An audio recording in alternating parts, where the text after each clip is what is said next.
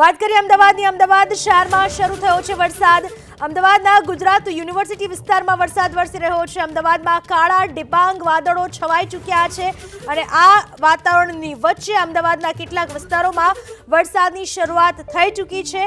શહેરના અનેક વિસ્તારોમાં છૂટોછવાયો વરસાદ વરસી રહ્યો છે. આશ્રમ રોડ ઉપર વરસાદ છે. ઇન્કમટેક્સ શાહપુર વિસ્તારમાં પણ વરસાદ છે.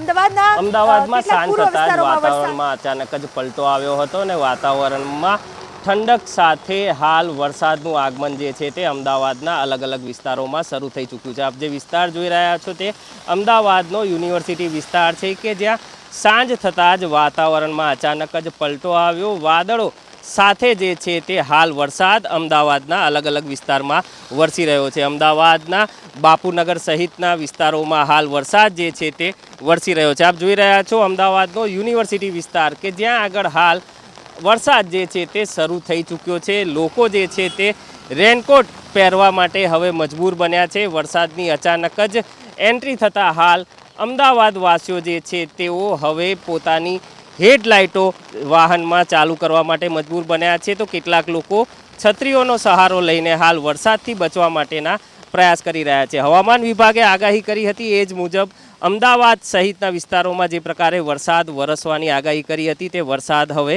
અમદાવાદમાં પણ શરૂ થયું છે. અમદાવાદના અલગ અલગ વિસ્તારોમાં જે છે તે હાલ વરસાદ વરસી રહ્યો છે. હાલ યુનિવર્સિટી વિસ્તારમાં જે છે તે વરસાદ શરૂ થયો છે અને તેને લઈને જ અમદાવાદમાં હાલ ઠંડક પણ પ્રસરી છે. કેમેરામેન પ્રદીપ સિંહ સાથે વિપુલ બાલદા, એબીપી અસ્મિતા, અમદાવાદ.